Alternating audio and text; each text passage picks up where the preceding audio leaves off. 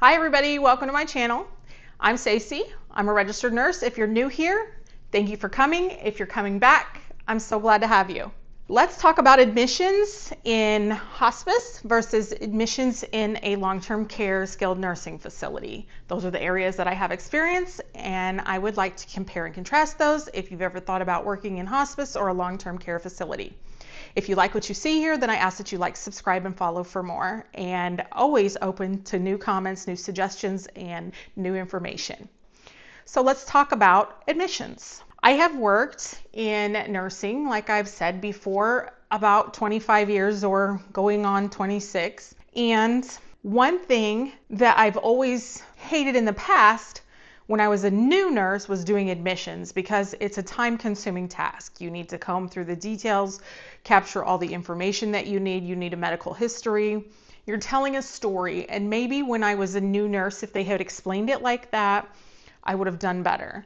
You're painting a picture of why this patient is in a facility, for example. Why are they coming to your facility? What led to this place in their life? How did they get here?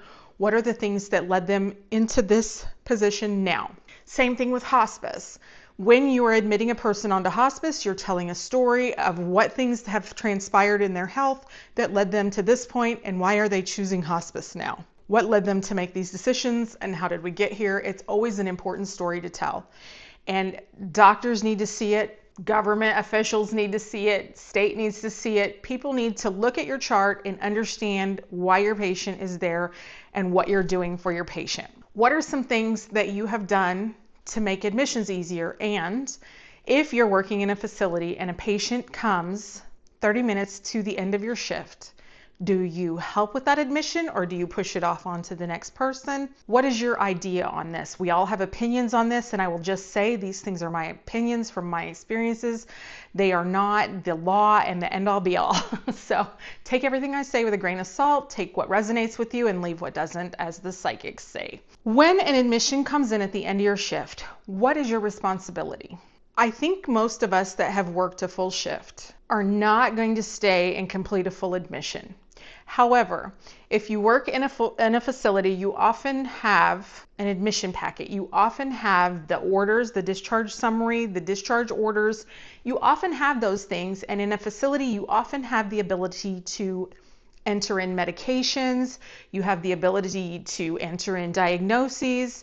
You have the ability to enter in standing orders. And those things can be activated when the nurse comes on. You can also go get a set of vitals, but here's the thing. I've heard people say that you should do a head-to-toe assessment when they come in.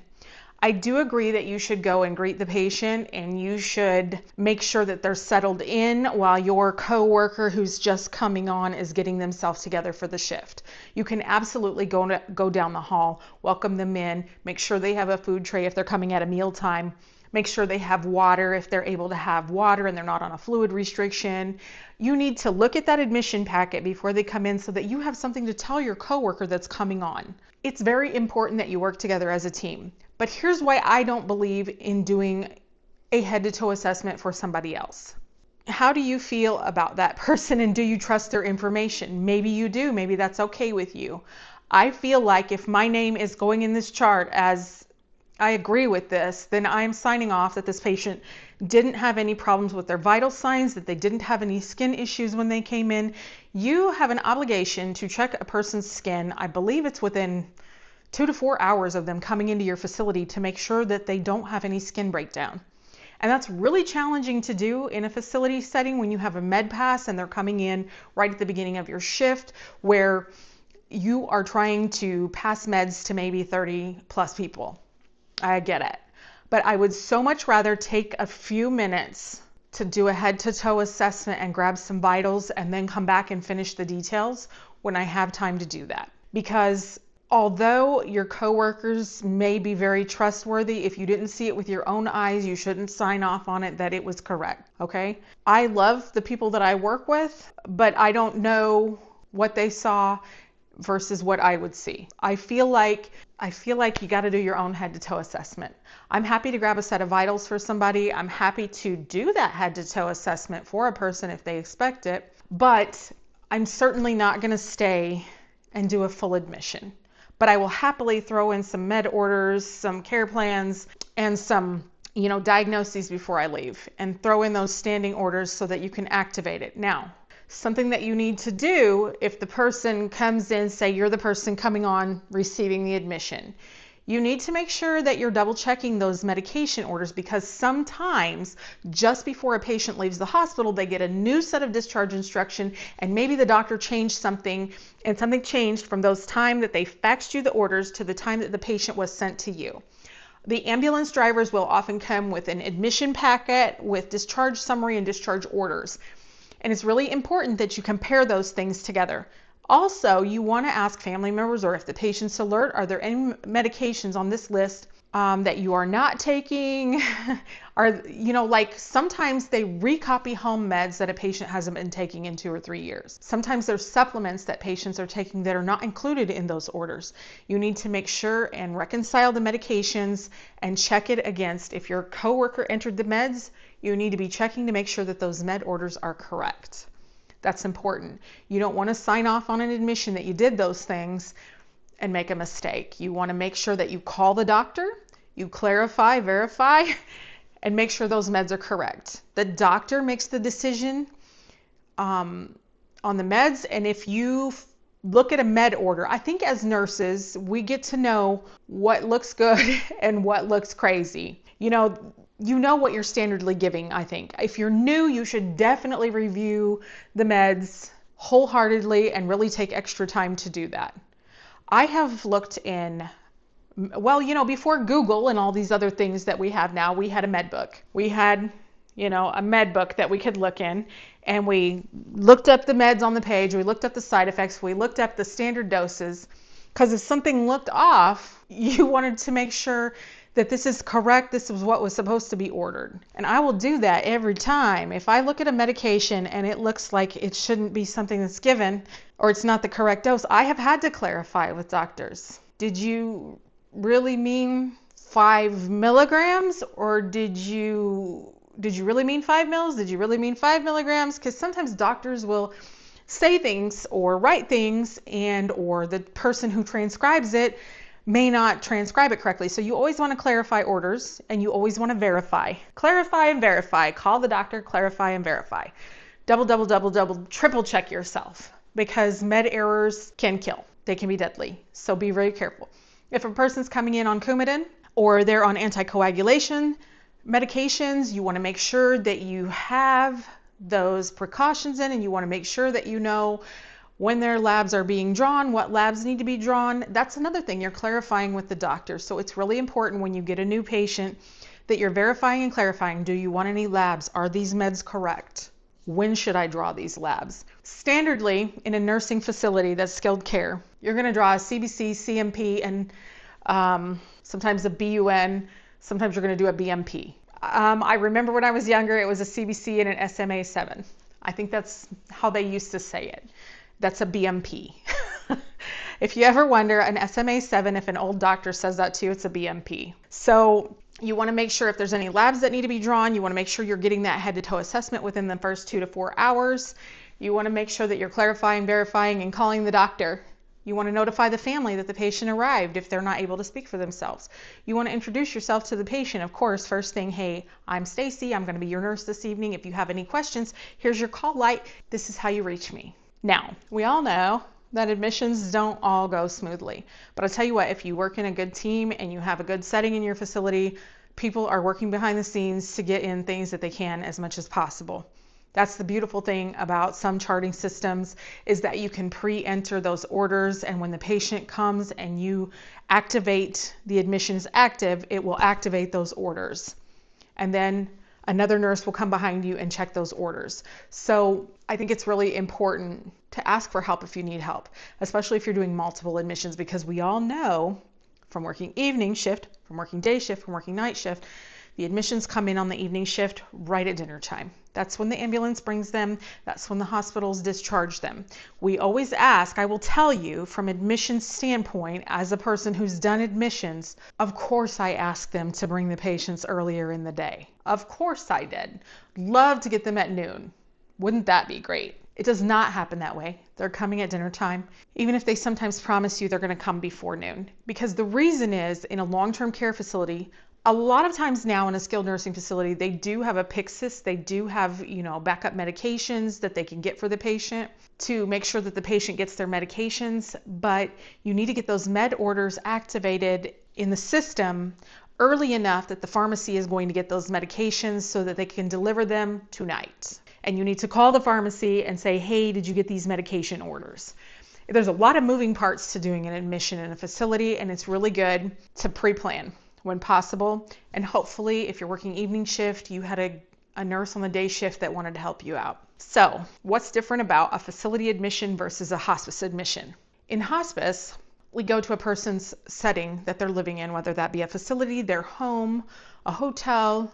Sometimes they have an inpatient unit for hospice, and those patients get admitted just like in a facility. But generally, you're going to a home setting of the patient's choosing, whether that be their facility that they live in, an assisted living, a personal care home. I've gone to RVs, whether that be an apartment, a hotel, a motel. You're going to go to that patient's home, into their environment where they live. It's a good idea to read those medical records before you go into the patient's home and be aware of what conditions your patient has. Sometimes you'll find something in the chart that didn't get disclosed to you when you were getting ready to go to the patient's house. For example, I have found the words patient got diagnosed with COVID 2 days ago. And sometimes the things that you find in the chart are going to be something like a diagnosis of COVID, and you're not going to know that beforehand. So in a hospice setting, as an admission nurse, you're going to want to make sure you have some car stock to take with you. That would include pads, briefs, wipes, gloves. You're going to want to have some stuff to wear for PPE going into a home. Into that setting, you're going to make sure that you have PPE because you may need it. You're going to go into environments and you're going to be prepared for any possibility. Sometimes you might need shoe covers. Sometimes you will need to dress in PPE to go inside a home. That's the way it is. You need to read ahead just so that you can be sure what kinds of things you're doing.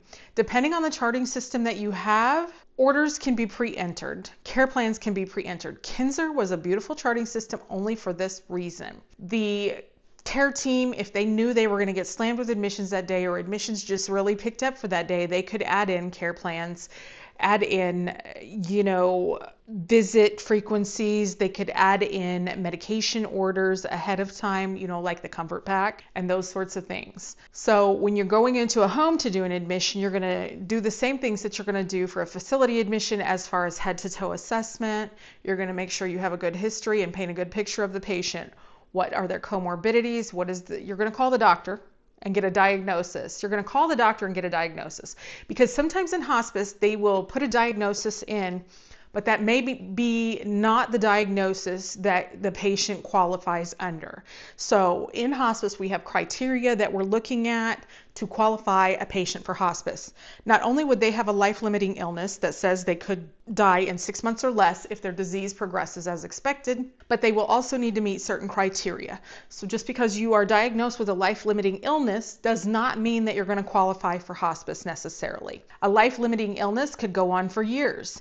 You need to be meeting certain criteria, and so you need to be aware of that criteria. And most companies will provide you with a booklet or a set of guidelines that explain what that criteria is regarding that diagnosis. I've had flip books, I've had a little notebook that I've seen where they provide that criteria, and you need to be aware of that criteria, and you need to have this information when you call the doctor. You're going to do a head to toe assessment of the patient. You're going to review their chart, review their meds. You're going to review their current functional status, and you're going to review how many things they need assistance with a day, their ADLs, and you're going to call the doctor with this information and say, hey doc, these are the diagnosis that this patient has. These are the symptoms that this patient has. These are the criteria that the patient seems to be meeting. What diagnosis is most appropriate in your opinion for this patient? Sometimes it's cut and dried. Sometimes you're going to get a cancer diagnosis, and it's a cut and dry diagnosis, and that's what you're going to go with. But you're still going to call the doctor and verify that. And you want to make sure that if you see cancer diagnosis come across as the diagnosis that you should be admitting with, that the patient actually has cancer in their chart, that there's actually a diagnosis that you can see. And then there have been times when I have seen in a chart where a patient maybe has a metastatic form of cancer, but the the origin of the cancer is unclear. So you're just going to call the doctor and say, hey, I'm seeing metastasis in the chart, but it's unclear where this cancer originated from. And your doctor's going to tell you what to do. They're really handy like that. They're going to tell you what to do and what diagnosis you're going to use to admit. And then you're going to include that diagnosis, those comorbidities that go along with the patient's health concerns. You're going to review the medications with your hospice doc, see which meds. You're going to review the meds with the family. Some families are like, yes, let's discontinue anything unnecessary. Let's stop the meds that we don't need to take. Some families are going to be like, no, we really want mom to continue to take her meds, and as long as she can, that's fine, but you want to review it with the doctor. These are the meds the patient is taking. You want to make sure, do they have any allergies to morphine, to codeine, to anything that they might get in a comfort kit? You want to make sure that you know which medications shouldn't be recommended when you're doing an admission. For example, a patient with Parkinson's shouldn't be getting haloperidol. So you want to make sure that you're aware of those kinds of things and that your doctor is aware of those things, because sometimes they're aware of those things and they will catch it, but you won't catch it when you're putting the admission in. So just save yourself some trouble and be aware and come prepared when you talk to your doctor. Just like in a facility, just like anytime you call a doctor, you want to have the information that you need. Hey doc, this is what I'm seeing. This is what I'm reading. This is it. And the doc's going to say, okay, this is what you're going to do. Can I start the comfort pack? Most companies have a standard of their comfort pack. I have worked for companies that have standing orders. I've worked for companies that don't have standing orders. You just always want to clarify that with your doctor. And if you know a patient's coming on service and that they're going to be critically needing that comfort pack, you want to know that ahead of time as well. And if you have a good admissions team, which I have worked with some really good admissions teams, you're going to know that ahead of time and you're going to be on it and get that medication to the home before the patient gets home if you're lucky. In some cases, that's just not possible based on whatever pharmacy situation you have with your company, but you can usually find a 24-hour pharmacy that can, give those medications, and some pharmacies do deliver as well. So you want to make sure you have all your information, enter it. You want to know you want to make sure you're doing head-to-toe assessments, pain assessments, assessments for shortness of breath. There's a whole list of assessments that you do, and hospice just ramped up their assessments. So it's really important that you know that, and do not ever say you did not do a symptom screening. Always do the symptom screening, always. And also something that I've learned, being a person who checks behind people sometimes, is that, as in I check the admissions and do the workflow, you want to make sure that when you're doing an admission, if a person is prescribed just the comfort kit and they're not using that comfort kit, you do not have to answer yes to the question, was a PRN opiate initiated or continued? If a person's not taking opiates and they are not in need of those opiates, you can say no, because that comfort kit is really in the home in case of an emergency at that point. If a person is taking those medications, if they're taking a scheduled opiate, if they're taking a PRN opiate, you're going to want to make sure that you say yes to those questions, and then you're going to want to make sure that you're explaining what bowel regimen you're using, because if somebody's on an opiate, PRN or otherwise, they need a bowel regimen, because constipation is pretty darn uncomfortable and is pretty darn serious. So make sure that you're doing those things. You're calling your doctor, head-to-toe assessment. It's a little different from a facility to a hospice setting, because unlike a facility, hospice admissions can be scheduled, and if they're emergent, there's usually a person in place that can do that admission. It's not something that's going to come in while you're in the middle of dinner. You're going to know that you're getting that admission. I love hospice for this region. That's not to say you don't get a random emergency admission in hospice. We get people that are at end of life that need comfort meds, that need hospice in there to get them comfortable quickly. We do. Most of the time, though, I think in general, admissions are planned, and if you have a good communication with your team, whether that be in a facility, whether that be in hospice, it's really great to know. So I think I've talked on admissions enough, but I did admissions in facilities as an admission nurse, and I've done admissions in hospice as an admission nurse, as well as, when you're a hospice case manager, or if you're in management or any of those things, you're going to be doing admissions. So What experiences have you had with admissions? Did you do admissions in the hospital? Did you do them in a long-term care facility? Assisted living? That's a whole different animal. Did you do them in a hospice setting or a home health setting? I'd love to hear about it more in the comments. I'd love to hear about your experiences, your tips and tricks, and I would just love to have more conversations and suggestions. So if you like what you see here, then I ask that you like, subscribe, and follow for more. And I thank you so much for watching, and I hope to see you soon. Thank you. Bye-bye.